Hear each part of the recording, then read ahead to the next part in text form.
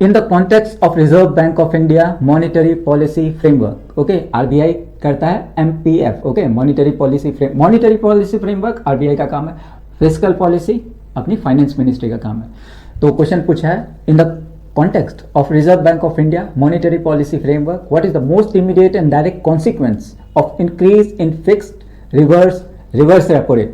Repo rate जो RBI lends to the bank, okay, और reverse तो उसका उल्टा, जो सारे बैंक जो अपनी they park their fund in RBI, तो ऑफकोर्स गवर्नमेंट सिक्योरिटीज लेते तो उनका इंटरेस्ट रेट ज़्यादा होगा, तो जितने भी बैंक होते हैं वो अपना पैसा आरबीआई को देते हैं कि हमें इंटरेस्ट अच्छा मिलेगा, राइट, समझ गया ना, रेपो और reverse repo.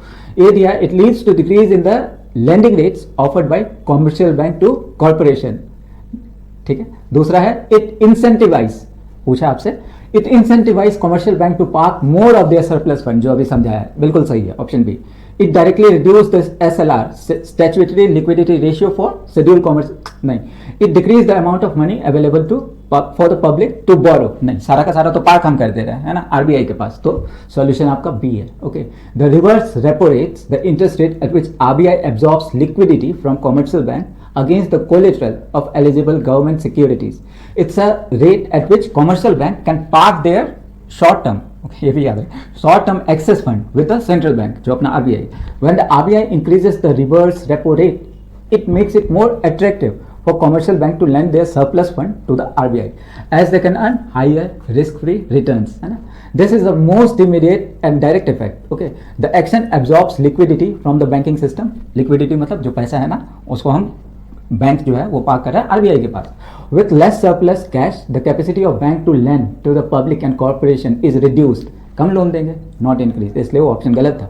This would likely to put upward pressure on their lending rates, not decrease them. Therefore, option A and D are incorrect.